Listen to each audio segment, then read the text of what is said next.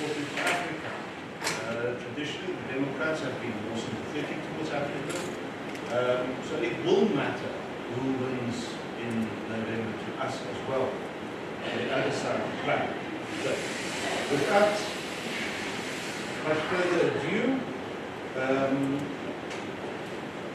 I'm going to ask Rod to start the presentation shortly, but let me just introduce him if you're not familiar with him. He was the first Elwood L. Thomas, Missouri endowed professor of law at Missouri University, where he also served as an associate dean of academic affairs for 3 years. In 2006, he was selected to be the director of the University of Missouri, South Africa educational program, representing the 4 University of Missouri system campuses. After retirement, he still directs the School of Law Study Abroad program in Cape Town, South Africa. That's why he is here. He has also taught at Oklahoma College of Law, where he served as professor and director of clinical legal education and ran a criminal defense clinic for 10 years. I'm not going to go through your very illustrious CV in detail. It's a lot of boring information. It is quite impressive.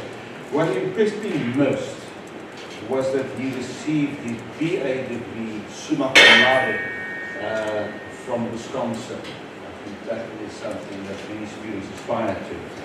So, we're going to give, how much time do you need? 45 minutes? That probably, and then I can take and then we'll take questions after that. I'm glad to see that there are more people now than what we thought initially. So thank you very much for joining us this afternoon. And over to you. Thank you, Lucas. So when Lucas and I started talking with Jacques about whether or not, or if I should give a presentation on the American electorate, it was going to really be Biden versus Trump. Why can't America come up with 2 people better than these 2 tired old white men? And now, of course, a couple weeks ago, the whole picture has changed dramatically. But nonetheless, I still think that that's an important question to start with, because it does seem odd to most people in South Africa who I've talked to, and that's my neighbors, my golf buddies, academics, students. Everyone asks me why it is that a country as rich and as powerful as the United States can be left with 2 pretty disappointing candidates for the presidency of the United States. And to really answer that question, I think we have to look at the primary system in the United States. First, it's abundantly clear Joe Biden was 81 and Trump 78. That's old by anyone's standards. And Joe Biden would be had he continued to run, he would have been the oldest president ever in the United States. But I think to really answer the question of why it is that it's so hard to get better candidates, we have to look at the primary system in the United States. And the primary system in the United States is complicated because it varies from state to state how these primary elections are held. So backing up a little bit more, a century ago, when the candidates for the Republican Party and the Democratic Party were chosen, they were really chosen in a back room by the party leaders. There wasn't much participation of any by the voting public. It was just some of the party leaders would get together and the party leaders would decide who was going to be the Republican nominee and who was going to be the Democratic nominee. About a half a century ago, that started to change. And primaries, there were a few primaries, but primarily it was caucuses that decided in individual states who the party nominee was going to be. And the way a caucus works, and my sister lives in Iowa, and that's one of the few states that still has caucuses. On a particular night, all of the Democrats go to a caucus, and these caucuses are held in their neighborhoods. The Republicans go to a caucus, and in the room, they start to talk about the various candidates, and then ultimately, at the end of the night, they break down, and people who are in favor of a particular candidate go to one corner of the room, other people go to another corner of the room, and then they count up the votes, and across the state, they come up with the vote totals. It's a kind of, in many respects, a bizarre way to do it. Bizarre because if the weather's bad that night, the turnout is bad. So things like weather can make a big difference in determining who the party candidate is going to be coming from that particular state.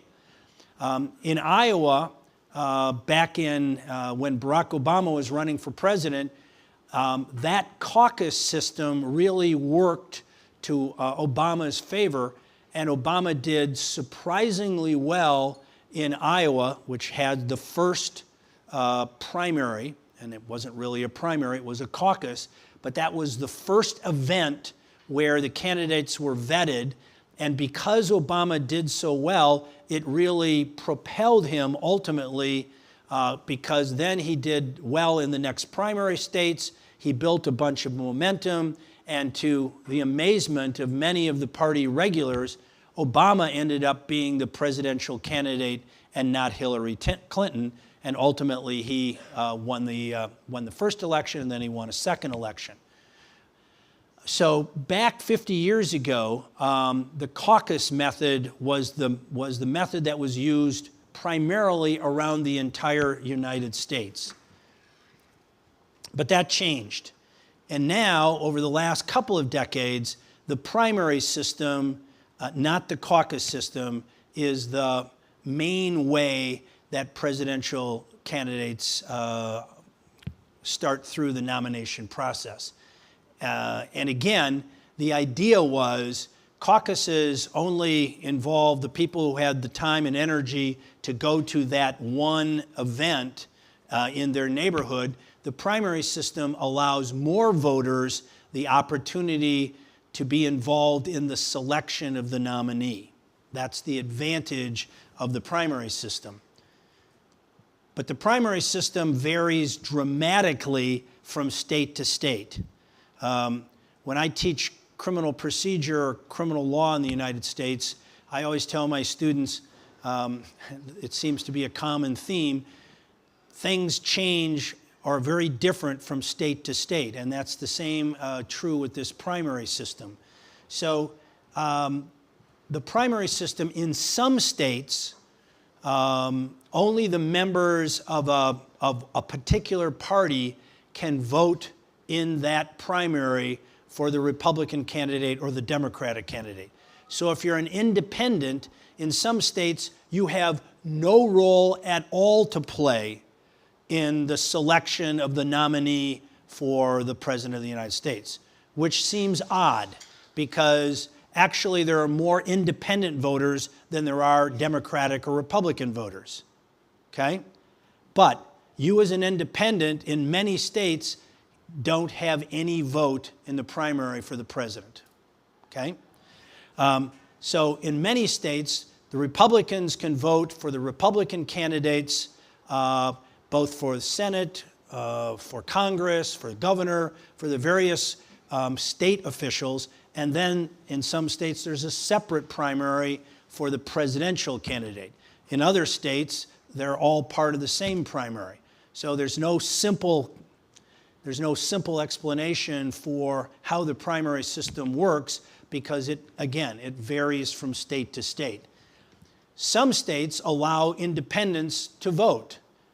They can vote either for the Democratic candidate or for the Republican candidate. So in some states, independent voters do have a role to play in the selection of the presidential candidate. Now, even if we have the primary system, the fact of the matter is not very many voters actually vote in the primaries. In fact, I think it was 2018, 19% of the registered voters voted in the primaries. What does that tell you? Well, what it tells me is that the vast majority of Americans have no voice at all in the selection of the two candidates for president. A very small percentage of the voters at large are the ones who are selecting the people who are going to run for president.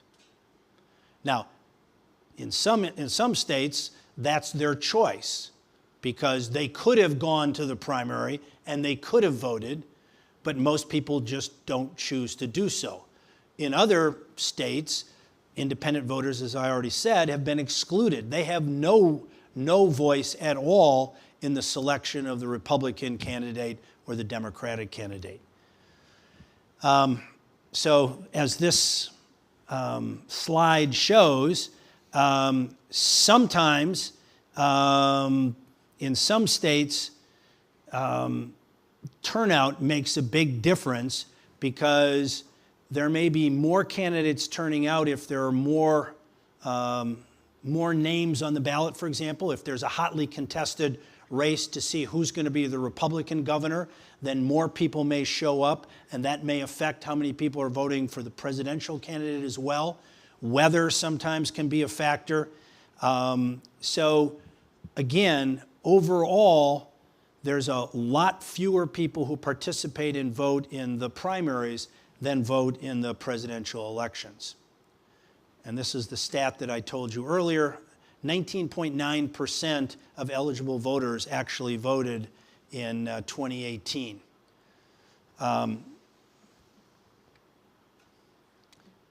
So increasingly, I think it's fair to say, partisanship has become a bigger factor in American politics in the last 15 to 20 years than it was previously. And what do I mean by that? When I was growing up and younger in college and post-college, there was not as dramatic a difference between the Republican and Democratic parties. They differed on policies, sure. Foreign policy, they would differ on domestic policies like welfare, on taxation, but there wasn't the kind of villainization that there is now in the United States. Politics have gotten to be so divisive, and so partisan that people on the, particularly the far right, but also on the far left, but on the far right in particular, are proclaiming that if Biden and now Harris is elected president, it will be the end of the United States as we know it, because there are all sorts of conspiracy theories on how the deep state, and by that they mean the IRS, the Department of Defense, the FBI, all of the federal employees who are part of the deep state are going to take away all the rights of individual citizens, and they paint and weave a very dramatic story, very dramatic narrative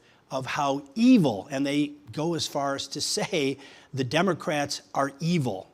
And this kind of language, when I was growing up, you didn't call the people on the other side evil. They may have been misinformed, they may be misguided, but they weren't evil. But that's where we are right now in the United States.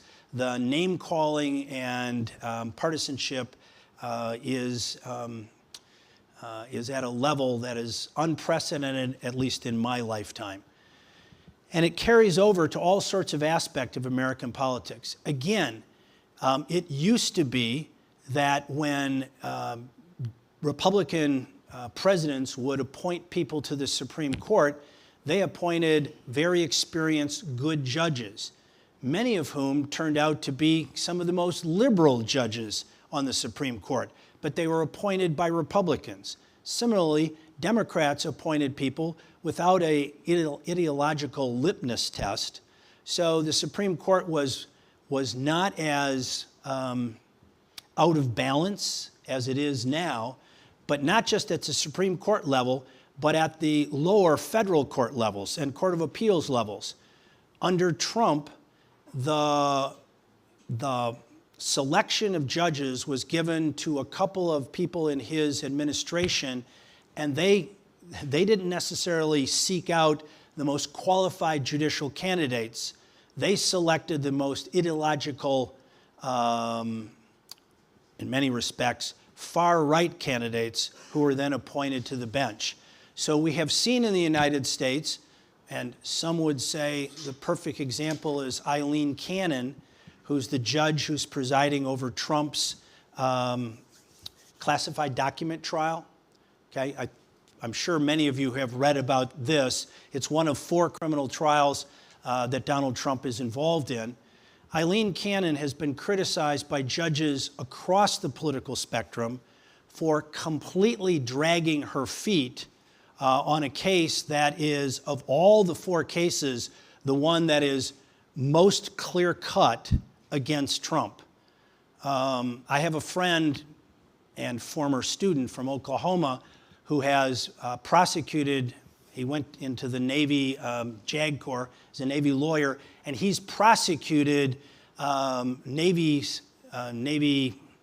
officers and enlisted men for violating the Classified Documents Act by taking classified documents and sometimes giving them to other countries or sharing them with people that they are not supposed to share them with. That's the kind of crime that sends people to prison. And Donald Trump, it's pretty clear, in fact, he has acknowledged that he had documents. He makes the claim that because he's a former president, he has a right to have those documents when the law is abundantly clear he doesn't have that right. So that's the strongest case against Trump. And that case would already be over, but for the fact that Judge Cannon has been dragging her feet in an unprecedented way to delay justice being done. And she was one of his ideological appointments. So I'm going to fast forward to kind of the end of this. If Trump is elected for a second time, it will have a devastating effect, I think, on the composition of the lower courts in the United States, which already have more Trump judges than they ought. And if he has a second term, it's going to be an overwhelming number of judges who are appointed by Donald Trump, and I don't think that's good for the fair administration of justice in the United States. I digress. Let's go back to the primaries. While the majority of voters in the United States are not affiliated with either the Democratic or Republican Party, the one thing I want to make abundantly clear is, at the end of the day, they do not have either any or very much vote participation or say in who is ultimately selected as the nominee of the Democratic Party or the Republican Party. This is just a quick slide that says, again, in the various states, they can decide how the primaries are run. It's not controlled by federal law. It's controlled by state law. And so many states, California is an example where they have a system where people can actually, independents go in and they can select the candidate that they think is best from a slate of candidates. But California is the exception and not the rule. So the primary system ultimately limits participation, and money matters a lot. So when we're asking, why is it that somebody can't spring up like Pete Buttigieg? Why didn't he decide to run? Why didn't he get selected as the nominee? Or Whitmer from Michigan, or Josh Shapiro from Pennsylvania, or Gavin Newsom from California? Why didn't one of these more dynamic, youthful leaders, why didn't they rise to the top Why didn't they get selected instead of Joe Biden as the nominee? Well, name recognition, party loyalty, money matters a lot. And the number of people who are actually deciding who gets selected is very limited. So for somebody to challenge a sitting president like Joe Biden, you have to have a lot of money behind you, because Biden was already coming in with a huge war chest that he can use for TV ads, for all sorts of different kinds of advertisements. If you're one of these younger guys like Gavin Newsom, you're going to have an uphill fight to get donors who are going to give you enough money to take on Joe Biden. Plus, Gavin Newsom knows that if he challenges Biden and loses, his ability to run next time and get the support of a lot of these party loyalists would be diminished. So a lot of the people who thought about running, like Newsom, like Whitmer, decided to sit this one out, let Joe Biden have his nomination essentially go uncontested. He was really unchallenged except by a couple of complete unknowns who had no chance at all. But none of the governors, none of the sitting United States senators, none of the likely candidates were willing to take on Joe Biden because of the amount of money that he had, because of the amount of money that they would have to raise, because their name recognition paled in comparison to a sitting president, and because at the end of the day, if they challenged him and lost, it would probably doom their ability the next time to get nominated. So for all those reasons, nobody took Joe Biden on. And that's why, even though something like 70 to 80% of the Democrats didn't want Joe Biden to be the nominee, an overwhelming percentage of the Democrats didn't want Joe Biden. They wanted anybody else. He's still the nominee. And that's sad, but true. Trump was the nominee because Trump absolutely controls the Republican Party now. The MAGA wing of the Republican Party has taken over the Republican Party. So in many jurisdictions, Trump, if he doesn't endorse you as a Republican, you're going to lose. And Trump has gone out, and some of the Republicans who challenged him and voted for the impeachment, he made it a mission to go and make sure that they wouldn't get reelected. So the Republican Party has been dominated by Trump like no other president, no other candidate has dominated a party, at least again in my lifetime. So that's why the Republicans were stuck with Trump. So that's why we, the United States voters, who don't want either Trump or Biden, were left really with no choice until, hallelujah, Joe Biden decided to step down. And I can tell you that for a lot of Democrats, I'm not a registered Democrat, so I don't get to vote on any of these things. I'm an independent, although I certainly lean Democratic because I'm a progressive, unlike my father, who was a conservative Republican. Nonetheless, my friends all cheered when Joe Biden stepped down. Not that I don't think he did a pretty good job as president. Contrary to a lot of the news reports and people I've talked to in South Africa who think Joe Biden was a terrible president, I actually think he was a very effective president, but he was too old. And I didn't want him to run. None of my friends wanted him to run. And none of us were willing to work for him. And so now that he's stepped down, there is, I think, a lot of enthusiasm for Kamala Harris. And I think, and I'm going to talk about later why I think she has a chance to win. I'll also talk about why I think Trump has a chance to win. So, before talking about that, though, I know for many people in South Africa and for many people in the United States, they want to know what the heck is the Electoral College? Because it's abundantly clear in the United States that just because you get the most votes in the presidential election doesn't mean you're going to become president. You have to win the Electoral College. And I'm going to spend a couple minutes to tell you about the Electoral College because it's such an important factor in deciding who becomes president in the United States.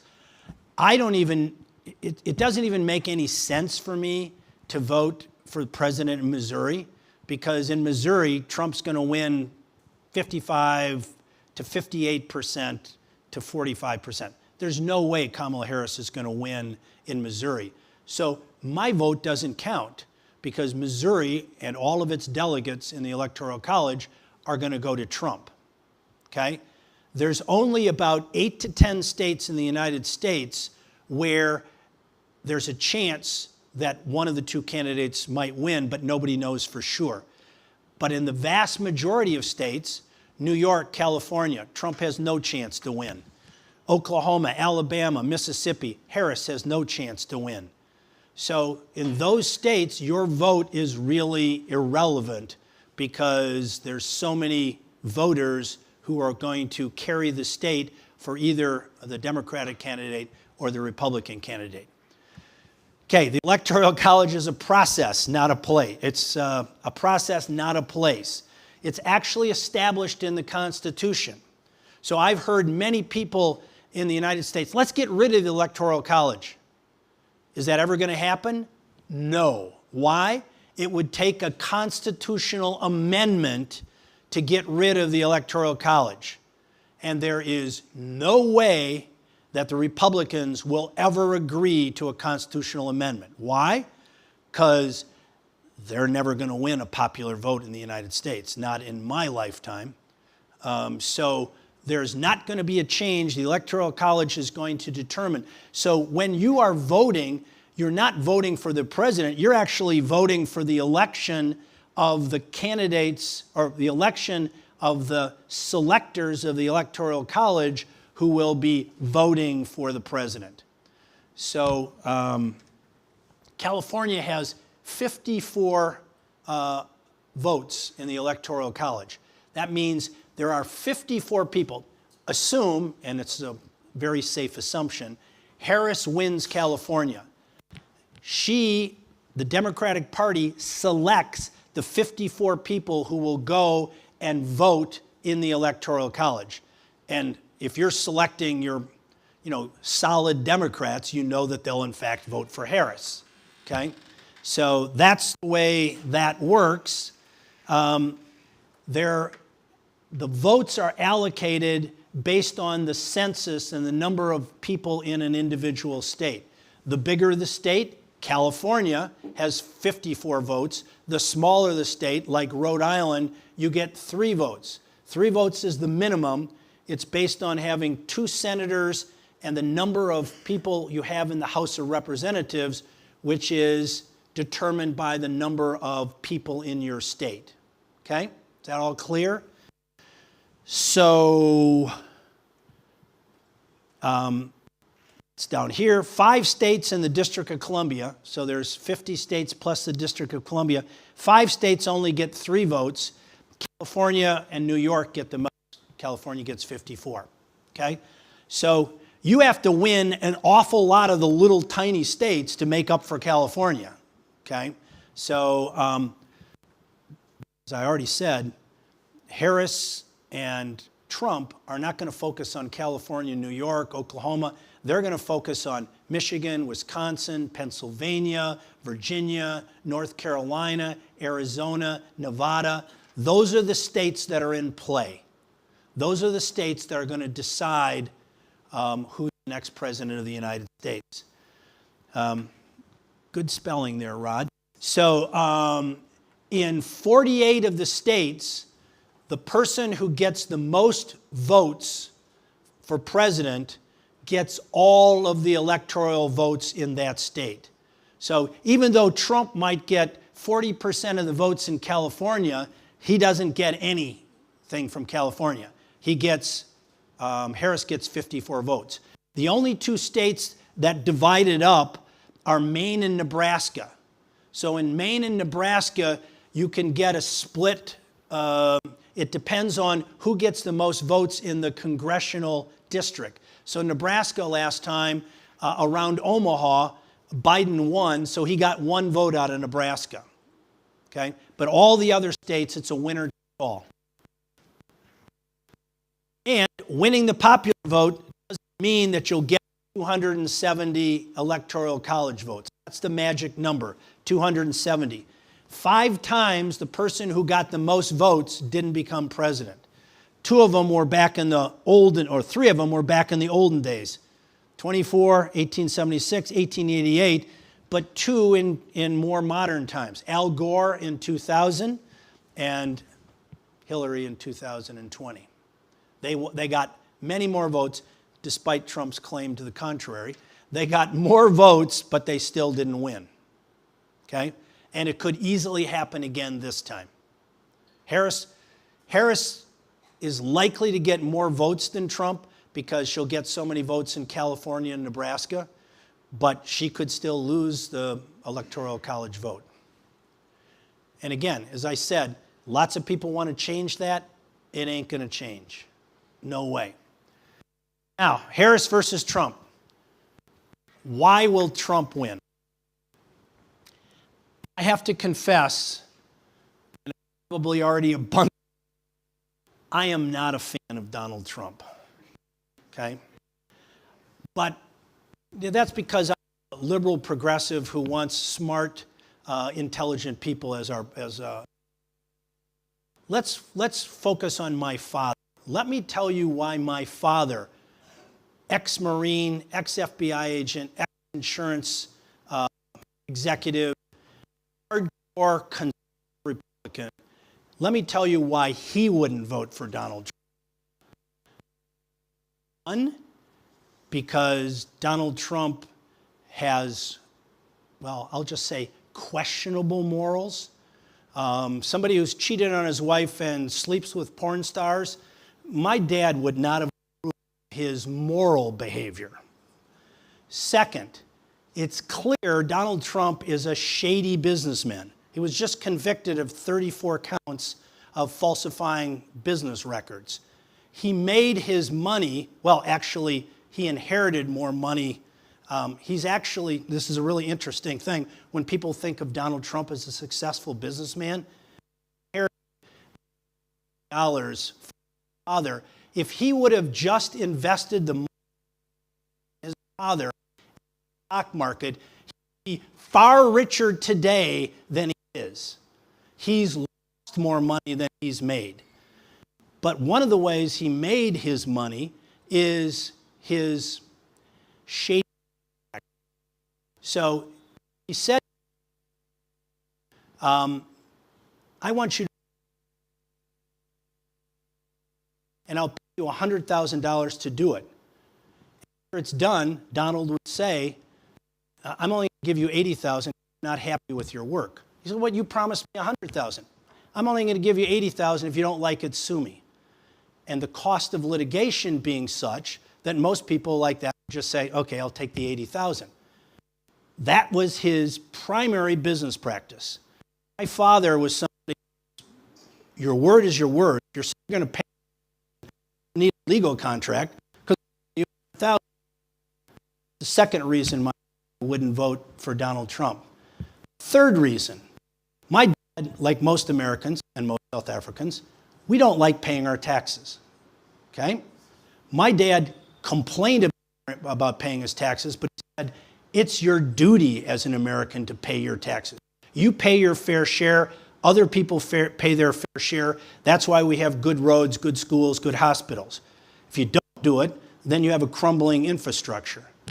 Donald Trump has bragged about not paying his taxes, and he's consistently underpaid his taxes. And he's the model person for the United States. One wonders why the United States is now, for one of the first times in its history, has fewer and fewer people paying their taxes. Well, when your president doesn't model good behavior, it affects how ordinary citizens behave as well. So that's a third reason I could go on and on, at any rate. That's why I'm not a Donald Trump fan. But why is he going to win? Donald Trump is amazingly popular with his followers. It's like a cult. It's been compared to a cult.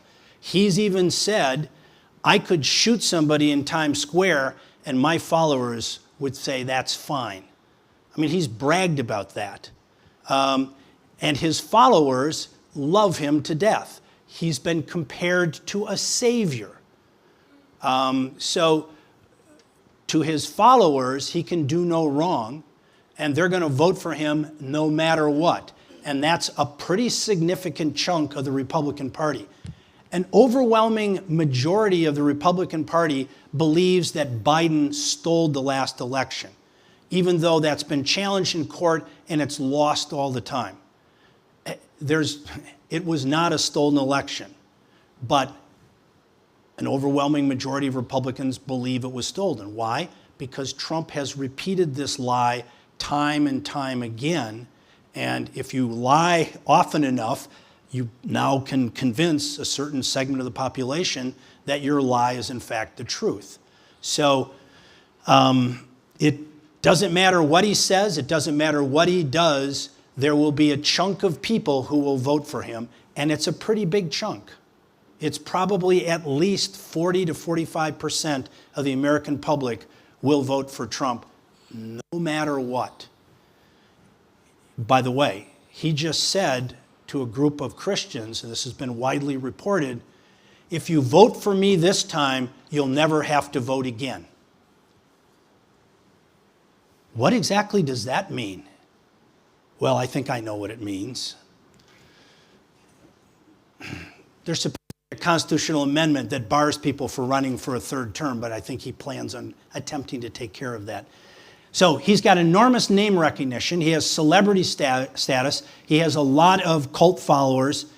And it's pretty clear, and I think this is one of the biggest challenges for any democracy. It's certainly a challenge in the United States. How do you get your news?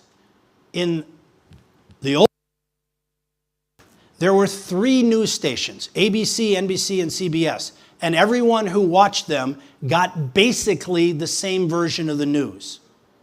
So there was almost a shared notion of what was going on in the world because it was what was reported by those 3 news stations. Now, not many people in the United States get their news from the national news. They get it from the internet. They get it from social media. And it's abundantly clear that there are people who are purposefully misinforming American voters. The Russians, the Chinese, the Iranians, the North Koreans, they all are running an active disinformation campaign using social media and the internet. And for the average American, it's hard to know what is true and what isn't true. And so that campaign is being very effectively run in support of Donald Trump. And that will be a big factor. AI is now running all sorts of information campaigns, and they're being very effective, and it's hard for people not only to tell what the real picture is versus the other picture. Is this an AI generated, or is it? I mean, it's hard for the average voter in the United States, and I dare say anywhere in the world, to be able to separate fact and fiction when you are bombarded by a lot of misinformation. It may well distort the outcome of the next election. Fox News is the most popular news station in the United States, and it's pretty solidly, with some exceptions, but pretty solidly in the Trump camp.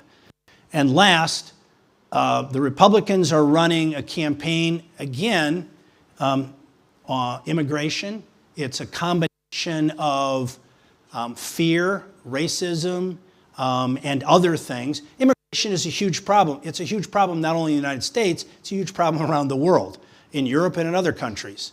And every country around the world is having trouble being able to address it and deal with it in a fair, responsible way. The United States is no exception. But for the Republicans, it's their number one policy issue. And what's a bit ironic about that was Biden came up with a bipartisan solution to try to address the immigration issues in the southern border. And Trump had it killed and had his voters or his supporters in Congress vote against it, even after it had been bipartisan support. But Trump made sure it was killed. Why? Because he doesn't really care about addressing the issue. He just wants to use it as a political issue in this campaign. Crime. Crime is down all over in the United States. The stats are obvious. Trump is claiming the crime's out of control. It's misinformation. It's not consistent with the facts at all, but it's one of the issues that he's using to create more fear and division. Cultural wars. I could go into that for a long time, but that's a very popular plank in the Republican Trump agenda. And guns. I don't even know where to go with guns. Guns is a huge problem in the United States. It used to be when I brought people from the United States, from Missouri over here to UWC, they would be concerned about their safety, and I would have to assure them Cape Town is just like any city in the United States. It's got safer areas, it's got more dangerous areas, but crime is not any more of a problem than it is New York, St. Louis, Chicago, or any big city. Now I have UWC professors asking me, is it safe to go to Missouri or will I get shot when I'm there because there's so much violence on television? And I say, there's a lot of violence on television, but it's a big country. Your chances of getting shot in Missouri are about the same as being shot in Cape Town. So does that make you safe? I don't know. At any rate, guns are a problem in the United States. We have more guns than any place. And what's a bit scary to me is Trump has made some noise that if he loses, there may be big problems in the United States. And no one knows for sure what this veiled threat means, but there are people in the far right who are really calling for a civil war. I doubt that will happen, but it's scary that there are people who are actually articulating this kind of vision. Vote for me or there'll be a civil war. That's not exactly the kind of strong, positive policy message that I think our candidates ought to be sending out. At any rate, as you can probably tell, I could, wait. Maybe I should tell you why I think Harris can win. That's the other part of this. There are a lot of anti-Trump voters. My brother-in-law has been a Republican his whole life, but when Trump ran, he switched and he wouldn't vote for Trump no matter what. And there's a chunk of ex-Republicans who have deserted the party, and they are very much against Trump. There are independents who don't like his moral behavior, don't like his ranting and irrational speech-making, and they'll vote against him. There's a lot of people who want a younger candidate, and Harris is younger, considerably younger. I think she's 53. 59, excuse me. I stand corrected. See, that's what happens when you try to make something up. She's clearly younger, and she's a dynamic candidate. So just like Biden had kind of sucked all the wind out of young voters in the United States, I think more of the young voters are going to be willing to support her, particularly the independents may be willing to support her. There are more Democrats than Republicans registered. So if the Republicans, the fear of the Democrats when Biden was running is that the Democrats wouldn't turn out and vote. And that was a double-edged sword, because not only did it mean that Trump would win, but in a lot of the senatorial races, the congressional races, the state races, the Democrats would lose a lot of voters because of because they didn't want to turn out for Biden. Now I think that's going to change with Harris. Desire for change and less contentious politics. Trump has turned off a lot of people because he is such a divisive candidate. And I think and this is part of the problem with the primary system, I think there's a hunger in the United States for candidates who are in the middle, who try to solve problems as opposed to just hurling attacks at the other side. But most people want politicians to actually get things done that will make things better for the country. So Harris has a chance because because Trump has gotten even nastier in the last couple of weeks because Harris seems to be gaining in popularity. The nastier he gets, the more that's going to turn off some of the independent voters. And that's one of the concerns of some of the Republican strategists. They're not happy with Trump's and J.D. Vance's really negative attacks because they think that's feeding in to this sense of many voters that they just don't want any more of this. They're sick of all this nastiness. So Harris may be able to take advantage of that. And last is women voters. Trump and now Vance have made really insensitive, rude remarks about women. Couple that with the abortion push by Trump and the Supreme Court, there's a lot of women who I think are now going to turn out and vote for Harris. And if they vote for Harris, then she's got a much better chance to win. Last, what are the uncertainties? And this is why no one right now, it's a very tight race. The polls right now show basically it being dead even. And what are the uncertainties? One is, will black voters turn out? For Obama, they turned out in record numbers, and that helped propel him to victory. They turned out for Biden in very high numbers. Biden, too, he was going to lose a lot of those because they weren't going to turn out for him. The question now is, will they turn out for Harris? Same with Hispanic voters. It's a bigger block, actually, and it's more complicated because you've got, in Florida, for example, Cubans who tend to be very conservative and tend to vote Republican. That's one reason why Florida is now in the Republican column. In Texas and Arizona, lots of Hispanics. Texas is it's still leaning Republican, but some people think the Democrats even might have a chance there if, in fact, Hispanics turn out and they vote Democratic. Same thing in Arizona. So in a couple of the swing states, how the Hispanics vote is going to make a big difference. How will the war in Gaza affect voters? That's a huge issue in the United States, and it's also a very divided issue in the United States. So in a state like Michigan, which has a large Palestinian population, Michigan is one of the swing states. It's a really important state. In the primaries, a lot of the Palestinian vote went against Biden and for this candidate who had no chance to win, but it was just a protest vote, protesting Biden's wishy-washiness on the Gaza issue, okay? The problem is the Israeli vote is also split. There are Jews in the United States who are very supportive of Netanyahu, but there's also a significant number of Jews in the United States who are very unhappy with what's going on in Gaza and believe that there should be a ceasefire. So that vote is split, but in some states, that's a really important vote. So how will this affect? To me, the odd thing is Biden, even if you don't like what Biden's doing, he's at least trying to tamp down the excesses of Netanyahu.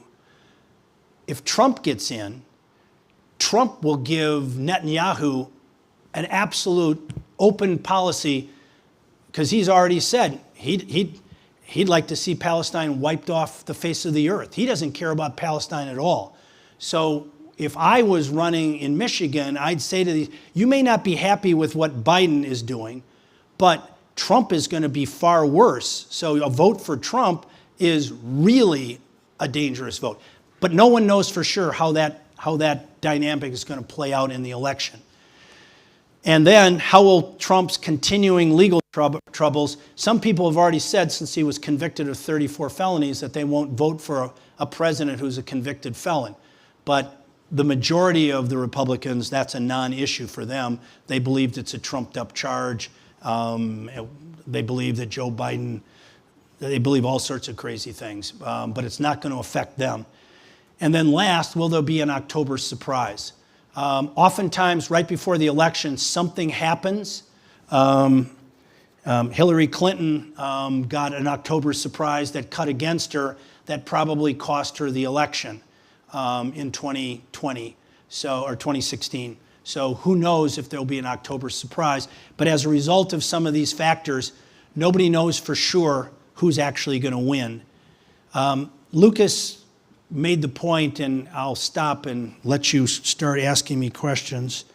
I think there's no question that a Harris administration would be better for Africa and better for the world than a Trump administration. We got a bit of a feeling for what Trump felt like Africa last time with his remarks, candid but completely inappropriate remarks about shithole countries in Africa. That's typical Trump. Europe is very worried, as it should be, about a Trump, second Trump presidency, because he likely will take the United States out of NATO, which will have disastrous effects for Ukraine and for other European countries. So I think the world will be in a whole lot different place with a Harris administration as opposed to a Trump administration. And on that happy note, Lucas, do you want to come up? Thank you very much, Rod. And I think we can give him a quick hand. This is working. So, we have time for questions. We can take 3 questions at a time. And so I don't know if you want to sit down for a minute whilst we take questions, okay. And we can then take it from there. So, first one over there. Do we have another roving mic?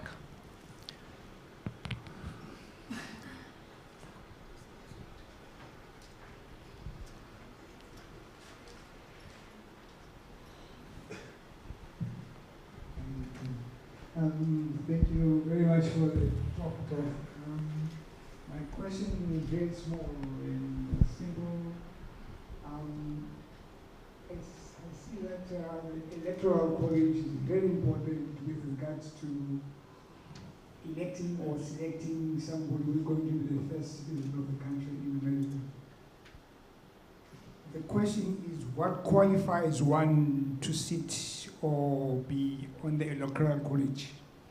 Does one have to have a college qualifications to be in the electoral college? And the second one, sorry, just last one. What is the difference between the primary versus college electoral system, if there is any?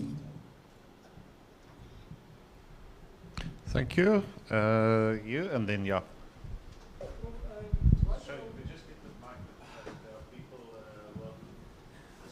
Prof, what role does your vice president or the candidate that you pick as vice president, what role does he play or influence does he or she has? Thank you. Thanks very much for a wonderful presentation. It was really, really great. 2 quick questions. One is, I think I have a sense of it, but could you maybe explain what makes a swing state a swing state? Okay.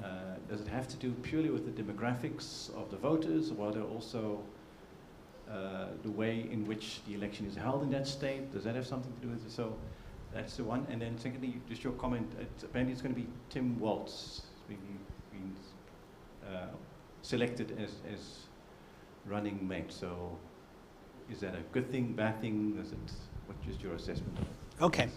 I'll start with the last question first because it's also related to the second question. So interesting. When I moved from Oklahoma, where I was teaching, to Missouri, it was a swing state.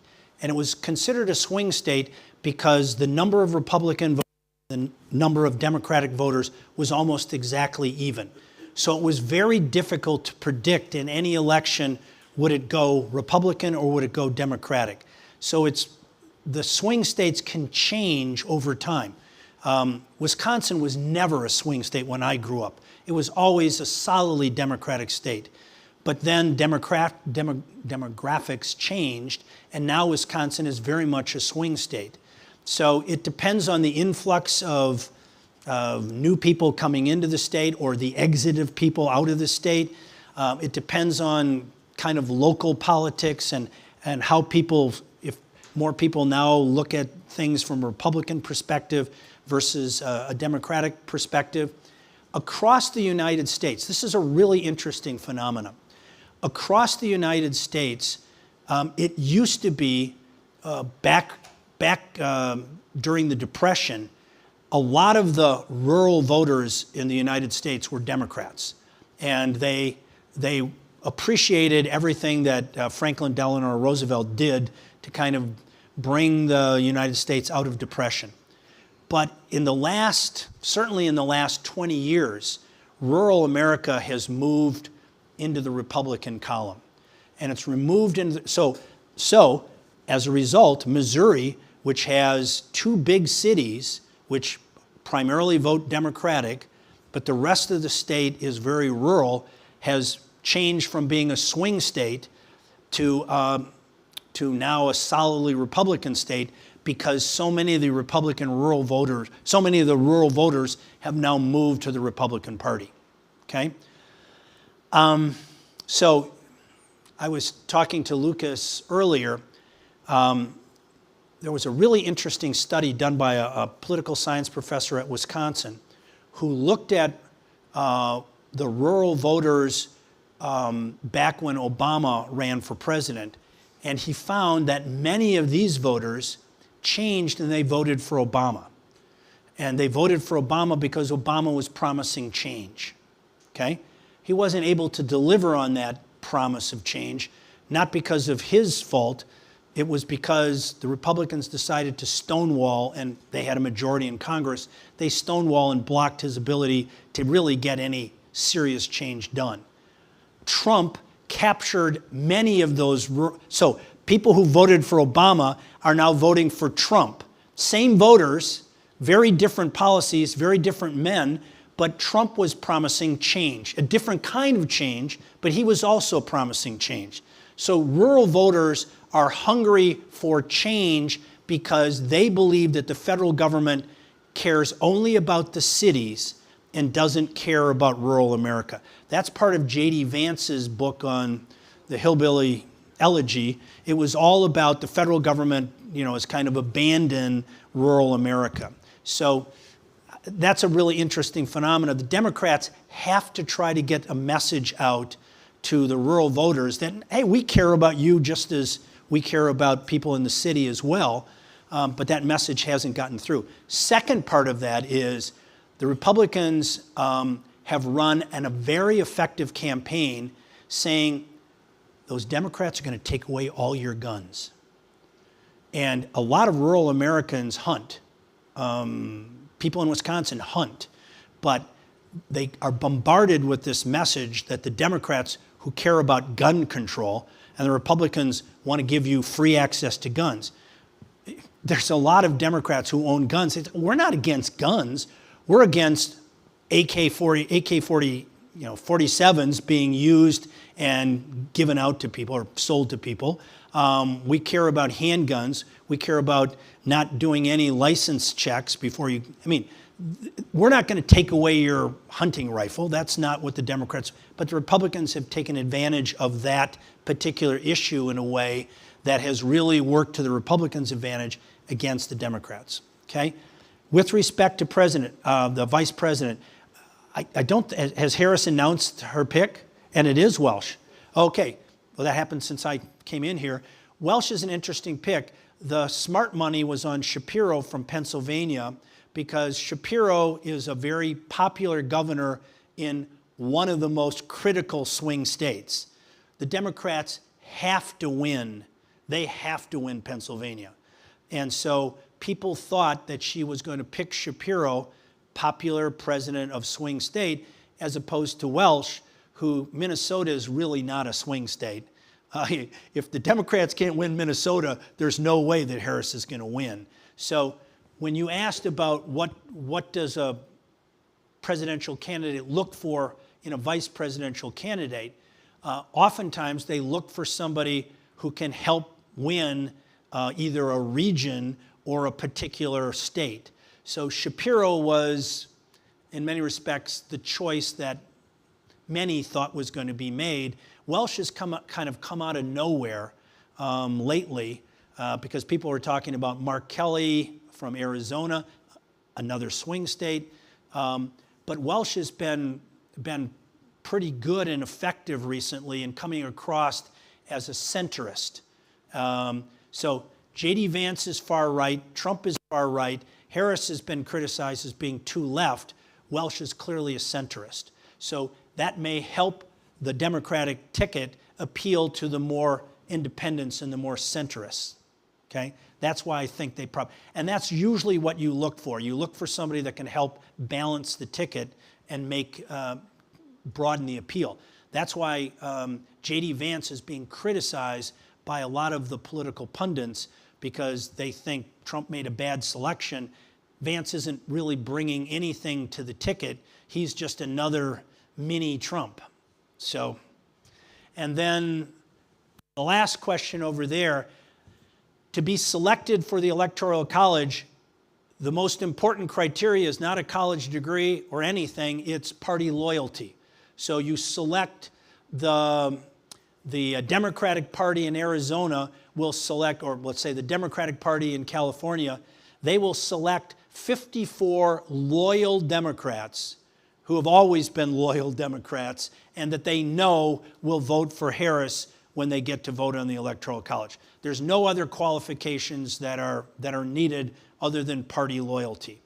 And then the primary system is, I mean, I could spend the whole hour just talking about the primary system and the complications and differences of the primary system. But I don't know if there's,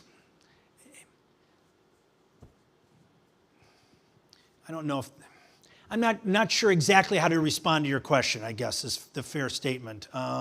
So I could talk more about it, and maybe afterwards, if you can come up and we can talk a little bit more about the primary system. Okay? You have your hand up, and then Maria, and then the gentleman there in the blue, and next round we'll get to you.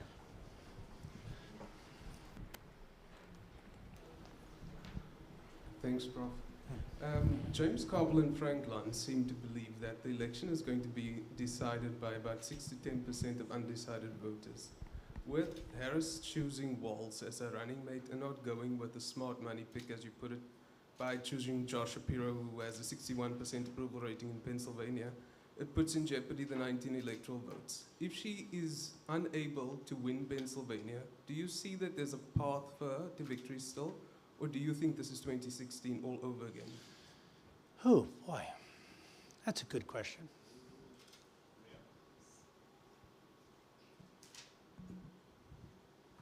Thank you very much. Just a couple of quick things. I think Walsh maybe not quite predictable pick, but in the past week, within this week, there's been a lot that has been coming out about Shapiro. And for me personally, I think it kind of explains why they decided to shift away from him to avoid further drama coming into the system. Second comment I want to make, I've been observing during Biden's term, because I was hoping what you mentioned about the rural voters. I was kind of thinking that given Biden's background, there would have been a shift in the perception of the rural voters, but it seems to have still been solidly from Trump, and I think a messaging factor is definitely strong key there. My question, which may lead you to digress just a little bit, but I would really appreciate your articulation of it. It's about the whole concept of gerrymandering, especially in relation to how it affects not just the elections, but the outcomes, especially all the elections at the local levels, not necessarily the federal one. Thank you. Yeah.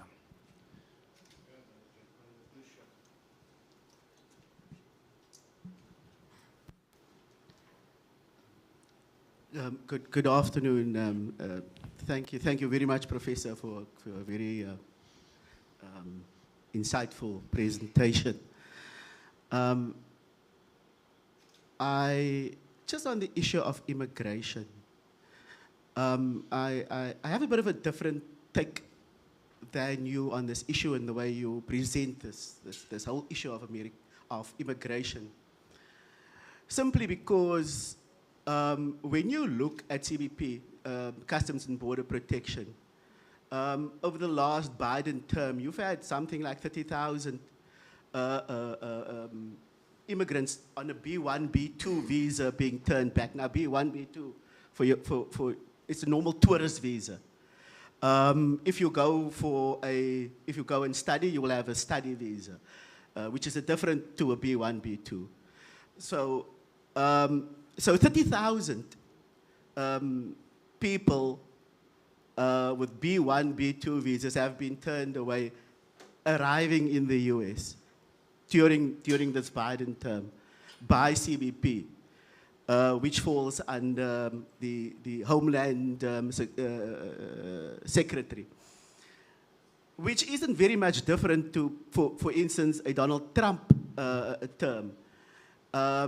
And so in that sense, I kind of disagree, because your Department of State issues visas. People, and by the way, most of those 30,000 are people of color, people coming out of the Middle East. You now also belatedly have people from South Africa, Russia, China, those kind of individuals being turned around, arriving with a B1, B2 visa. As we're talking, I spoke to somebody who was turned around in this week, and as I'm talking, probably about 3 South Africans were turned around in the last 3 to 4 weeks. And it would almost appear as if the Secretary of Homeland Secretary and his thugs in the TSA are now kind of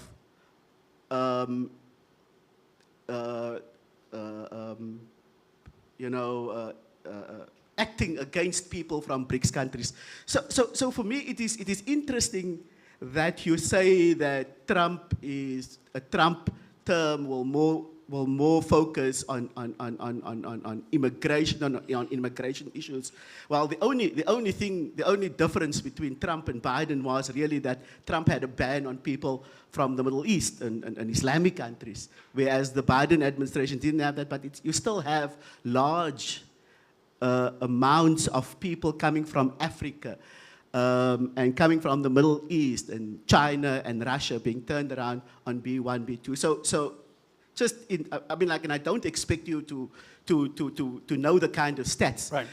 Because like the South African consulate or the South African embassy in South Africa is in Washington is currently busy writing a report to the new minister of DIRCO minister about these almost like targeting of South Africans for no reason. Arriving with proper B1, B2. So the point that I'm trying to ultimately make is that basically if you are saying that the Republicans under Trump will use immigration as an issue, I don't quite think so, because you have a rollout of that policy currently under a Biden administration equally harshly. Thank you very much.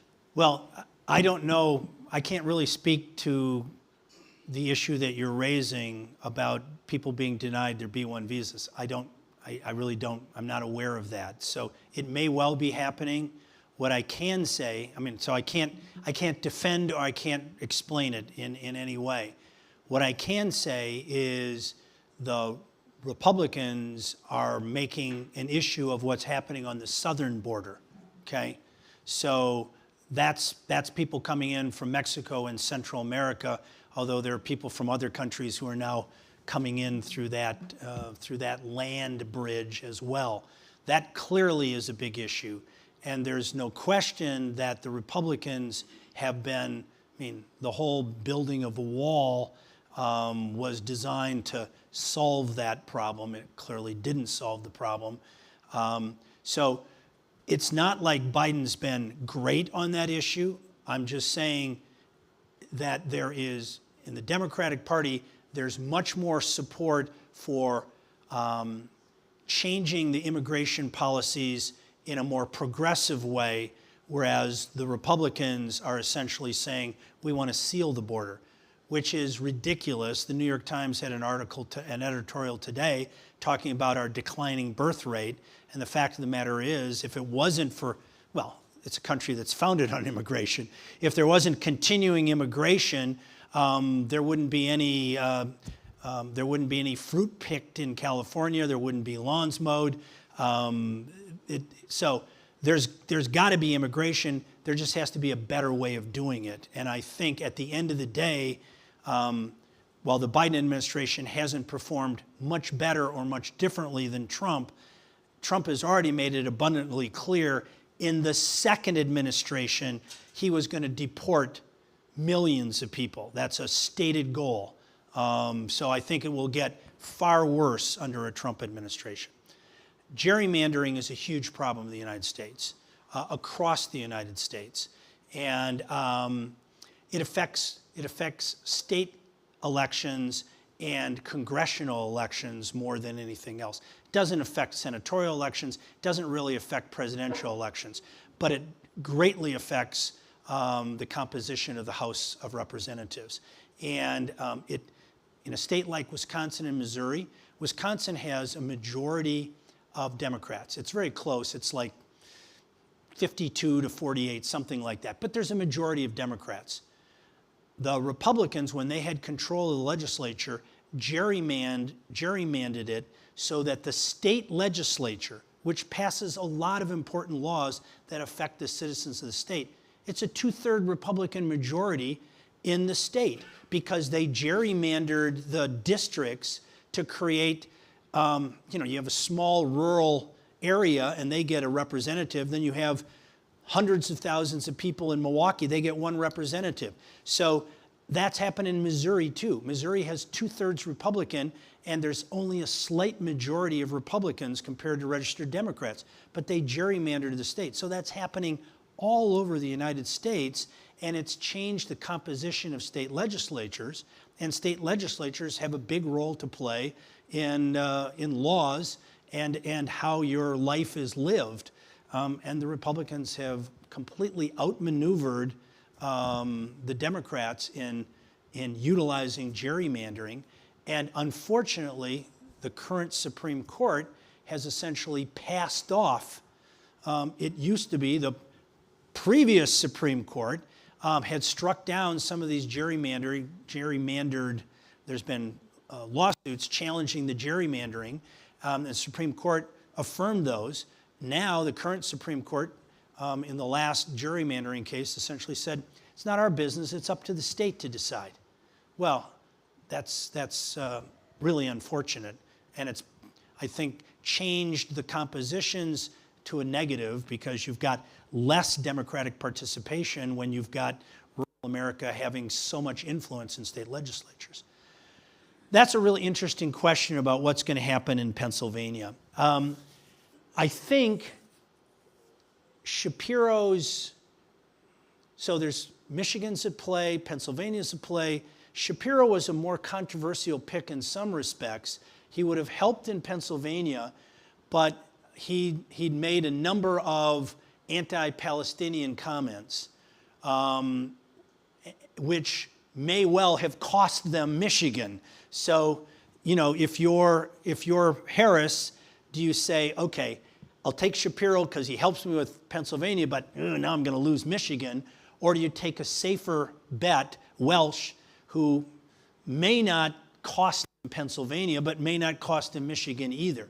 I think the Democrats still think that Harris will get the turnout in Pennsylvania, so she'll still win.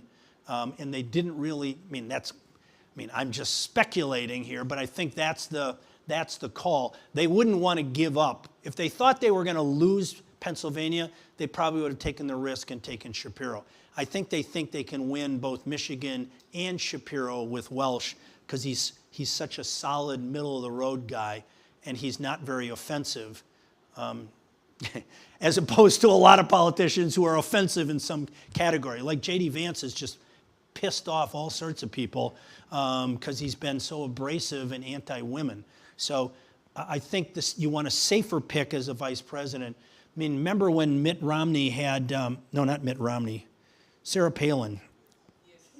I mean, Sarah Palin was a disaster. I mean, she was Looney Tune. So you want to have a safer pick than that. I think it's last round. So, lady in the blue jersey, and then you. Will that be the last question? Last two questions. Going, gone. Okay, hello. Could you speak a bit more about Maine and Nebraska and why they don't have the first past the post system? Sure. And if you said like electoral colleges wouldn't really change, but do you think could they be able to change the first past the post or Yes. winner takes all? Okay, cool. Okay.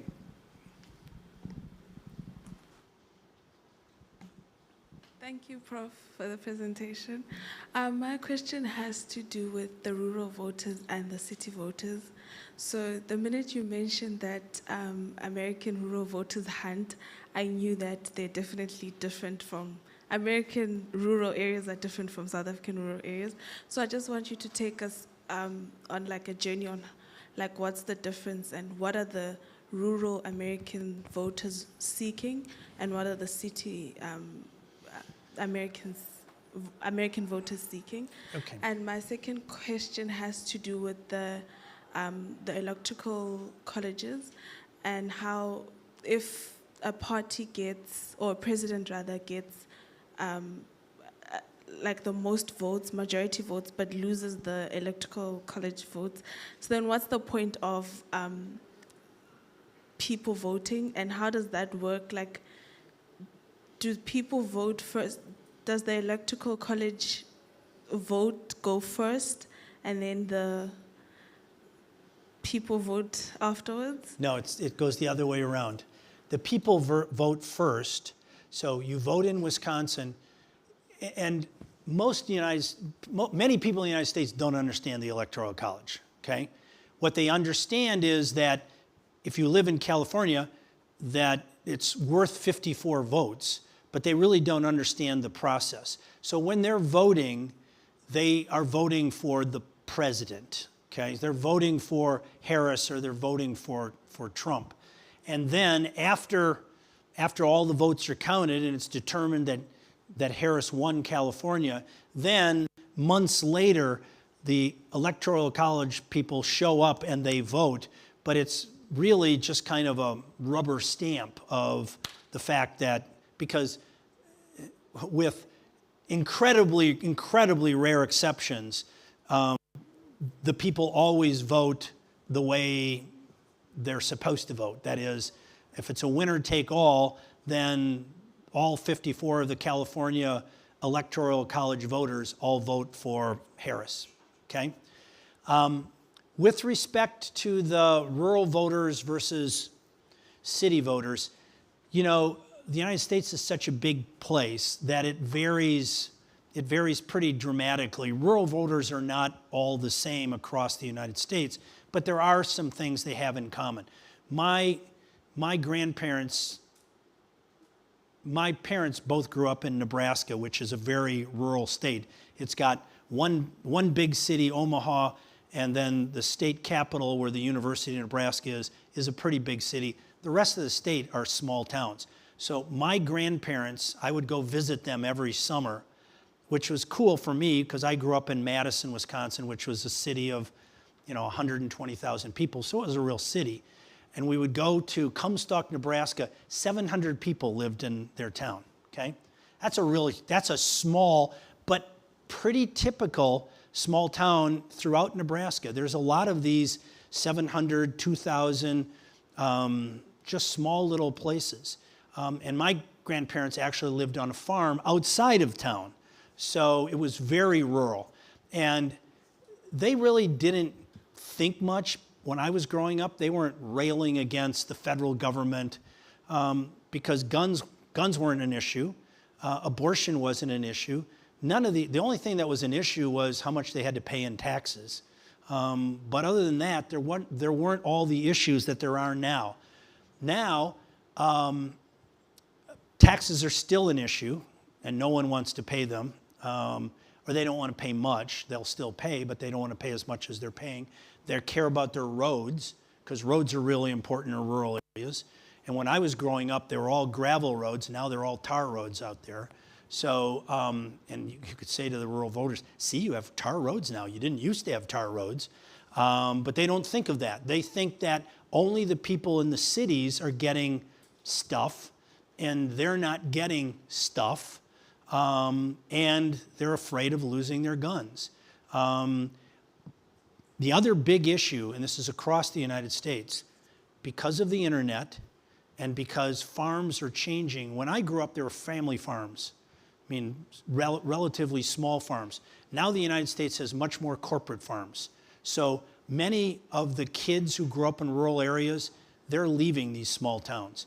So when I used to go back to Comstock, Nebraska, it was 550 people.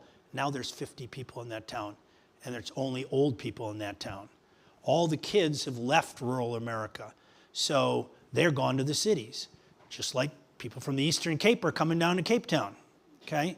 So there's a lot of people who are leaving rural areas because they don't think there's any future in rural areas. They have more future in the cities. So the voters are disgruntled because they said, we've lost our cities, we've lost our youth. And they shouldn't blame the Democrats, but whoever is the president gets blamed, unless you're Donald Trump, in which case you blame everybody else. So he's very effective at that. So, you know, it's weird. We're also talking about the inequality gap in the United States. It's rocketed up, okay? Rocketed up in large part because of our tax system, which increasingly, and Trump brags about the biggest tax decrease in American history. Well, for rural America and for poor people, the tax saving was this. For the millionaires and billionaires, the tax saving was this. So that's a large explanation for why the inequality gap has widened so much in the United States. And one would think that if the Democrats were effective at communicating, they'd be able to say to these people, look, you saved $100 last year in your taxes, but this billionaire saved $800 million on his taxes. Who's winning when we're cutting taxes? It's not you, the poor people. It's the ultra rich. And yet Trump has somehow, because he is really creative at making the poor people think that he's looking out for them when he's really looking out for his rich buddies. So, and the Electoral College, Maine and Nebraska are really interesting.